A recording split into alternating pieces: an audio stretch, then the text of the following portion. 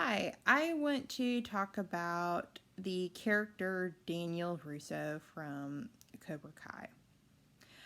I really liked Daniel in this series. We see when we're watching it in season one, he has really done well for himself. He has come a long way since the Karate Kid movies. He has become a car salesman. He has made himself wealthy. He has a wife that is really, really funny. I love their dynamic. And he's got a son and a daughter and a nice house. And his mom comes over and visits. And his cousins are also working for the car dealership. Louis, one of the cousins, gets let go at one point because he does a lot of things that endanger the well-being of the car business. But I love Daniel's commitment to his family. Part of why he had hired Louis in the first place was because his mother told him, "You always take care of family." And while Amanda wasn't really thrilled to have Louis as an employee, Daniel took his mother's teachings to heart and tried to take care of Louis the best way he possibly could. I also love how Daniel has a thought about Mr. Miyagi in the back of his mind all these years. We see that he kept the car that Mr. Miyagi gave him as a gift. He kept the dojo somewhat maintained that Mr. Miyagi had built. And he has a picture of Mr.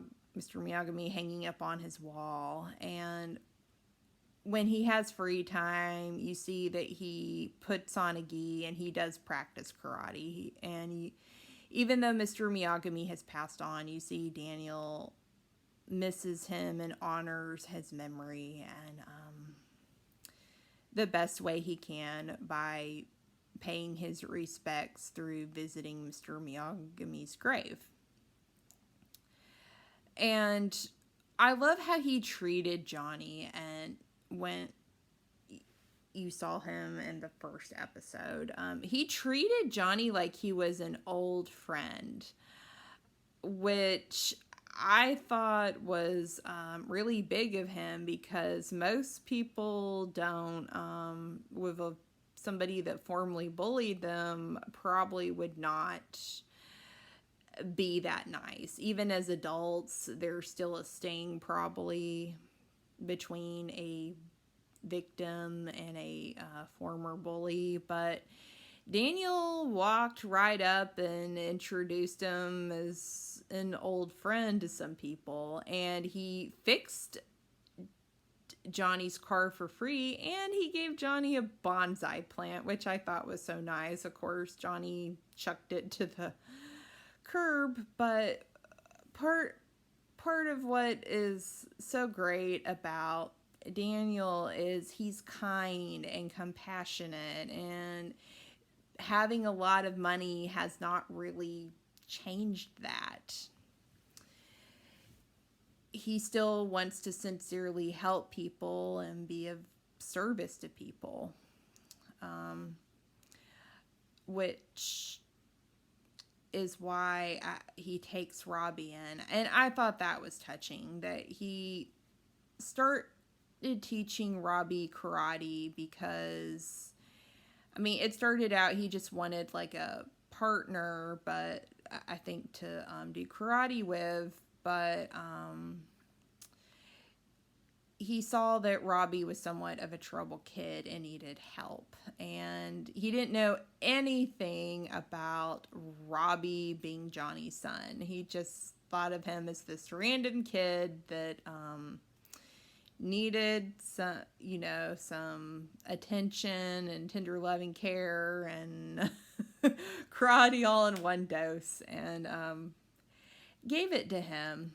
And I just love their sessions when Daniel was balancing himself on the tree, and then he had Robbie do it, and then you see he's like watching, I think, some sort of sports game on his phone, which shows like Daniel will keep some of Mr. Miyagami's teachings about, no distractions, being in nature, but he does slide in like stuff he wants from time to time.